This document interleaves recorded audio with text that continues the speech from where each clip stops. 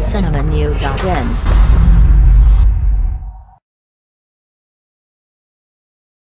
ஆந்திராவின் வனப்பகுதியில் மர்ம மிருகம் ஒன்று நடமாடி வருவதாக கூறப்படுகிறது. இந்த மர்ம மனிதனின் தலை ஆட்டின் தலை போல உள்ளது. உடல் வேறு கிரகவாசி போல பிரம்மாண்டமாக உள்ளதாக கூறப்படுகிறது.